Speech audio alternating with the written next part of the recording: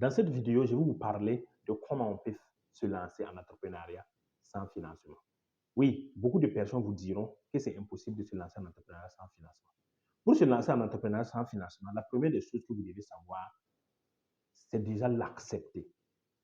C'est accepter qu'on peut. Tant que vous n'allez pas accepter qu'on peut se lancer sans financement, ça sera très, très compliqué. Ça, je ne vais pas vous le mentir. Parce que tant que toi-même, tu ne seras pas convaincu que tu peux faire, que tu peux te lancer sans financement, c'est impossible. Par exemple, tu tiens un téléphone de 75 000. Tu mets de la connexion Internet et tu dis, toi-même, tu as déjà le financement. Tu attends quoi encore? Par exemple, ce que moi j'ai fait, c'est que quand je suis quitté à Koudougou, à MPCI, ce que je faisais, c'est quoi? Je n'avais même pas un bon téléphone. Ce que je faisais, c'est que j'avais les maçons à construire. Je gagnais 2500 par jour. C'est dans ces 2500 par jour que j'ai épargné pour avoir un téléphone de 75 000. Hot 8. Et j'ai gagné mon premier téléphone Android, Hot 8 que j'ai acheté. C'est là que j'ai commencé à faire le business. C'est ça. Donc, je prenais le matériel d'élevage. J'ai créé ma première page Facebook. Je prenais les matériels d'élevage, je mettais dans la page. Je partageais. Je suis allé voir un fournisseur. J'ai pris des photos de son magasin. Il vendait du matériel d'élevage. J'ai publié sur les réseaux sociaux au fur et à mesure. Il y a beaucoup de personnes qui me contactaient. Mais comme c'était un début, je ne savais pas comment je vais faire pour convaincre les clients rapidement.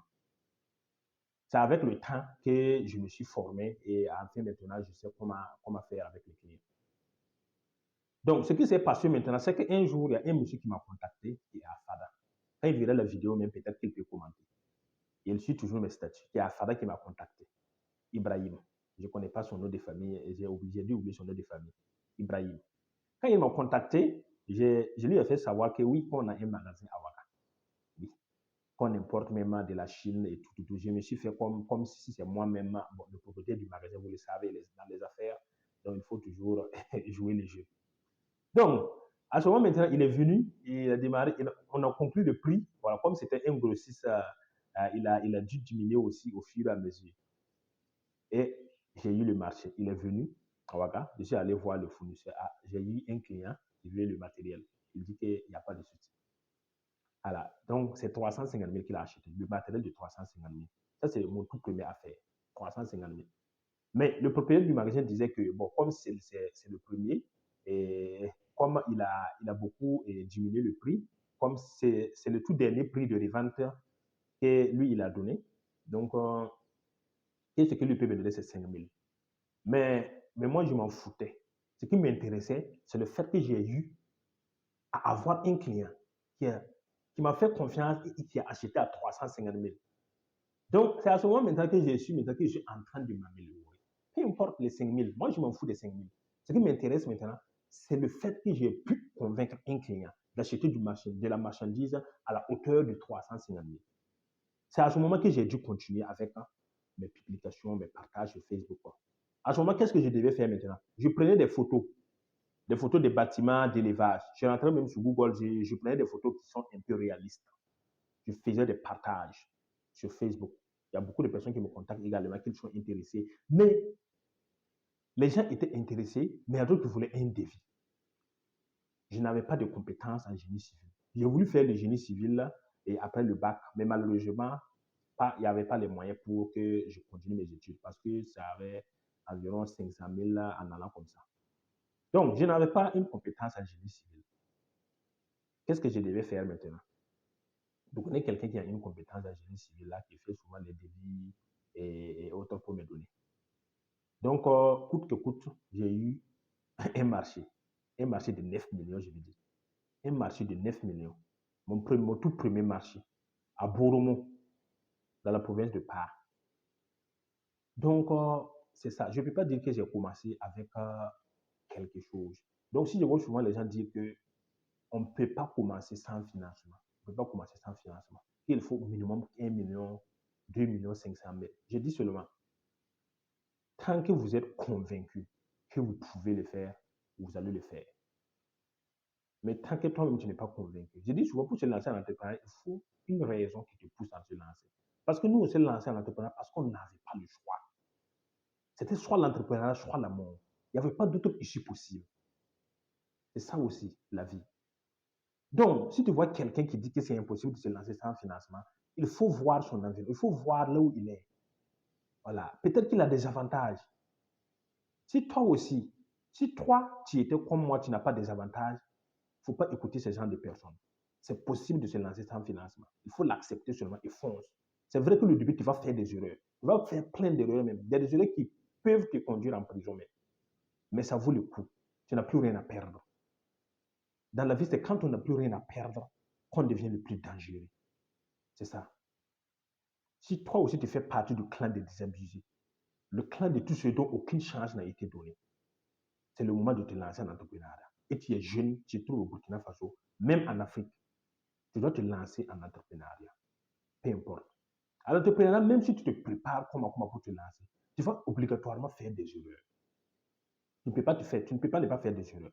Donc, il vaut mieux de gagner en temps pour se lancer, pour faire des erreurs et apprendre de ces erreurs. Comme ça, tu auras de l'expérience. Mais si tu veux te préparer, prendre 1 année, 2 années pour te préparer avant de te lancer, je suis vraiment désolé. Je suis vraiment désolé. Même quand tu vas te lancer, tu auras des échecs, forcément. Voilà. Dans cette vidéo, le but, c'était de te montrer que c'est possible de commencer sans financement. Mais je ne peux rien faire pour toi tant que toi-même, tu ne l'acceptes pas déjà. Voilà. Parce que si tu as dans ce monde, nous n'avons plus besoin d'avoir une boutique. Oui, avant nos parents pensaient que il fallait avoir une boutique, prendre des millions pour acheter la marchandise, mettre dedans. Non, ce n'est pas ça. Nous sommes des jeunes, nous n'avons pas cette somme, nous n'avons pas d'argent. Si vous n'avez pas d'argent, il faut improviser. Dans la vie, il faut savoir improviser. Vous n'avez pas besoin d'une boutique physique. Il faut trouver un fournisseur. La première des choses, si vous voulez vous lancer sans financement, vous devez trouver un fournisseur sérieux.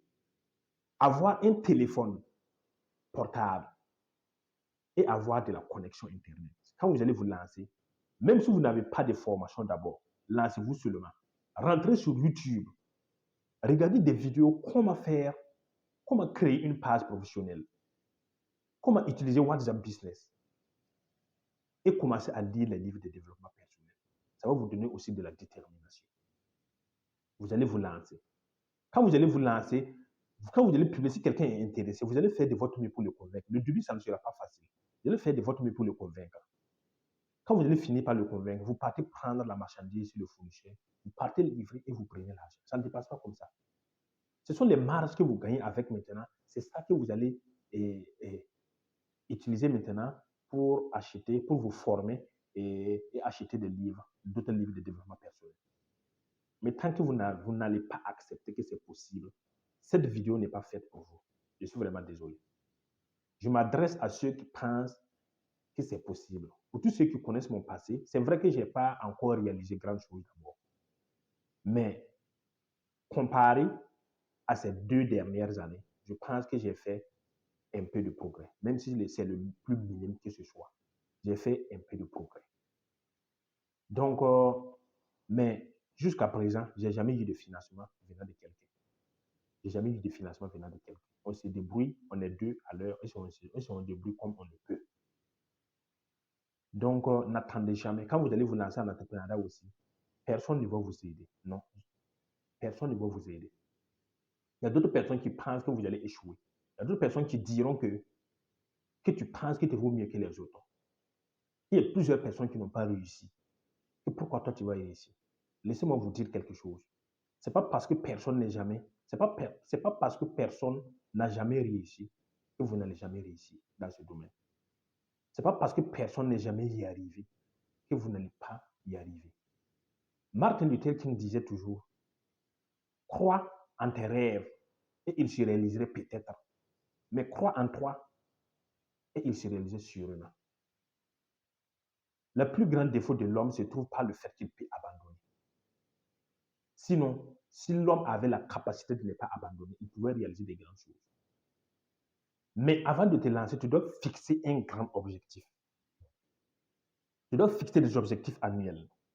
Les objectifs annuels, tu dois les diviser en objectifs mensuels.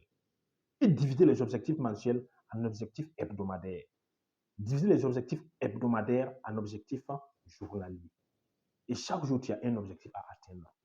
Non, On ne vous demande pas de déplacer des montagnes. Ça, c'est très, très difficile. Ce qu'on vous demande, c'est de faire chaque jour un seul pas vers votre objectif. Un seul centimètre, pas plus. Un voyage de 1000 pas commence toujours par un seul pas. Si vous avez un rêve, un objectif que vous voulez réaliser, la question que vous devez vous poser, c'est jusqu'où vous êtes prêt à aller pour réaliser votre rêve, pour atteindre votre objectif. Non, je ne suis pas en train de dire que de transvestir vos valeurs, de voler, de tricher pour avoir de l'argent. Non, non.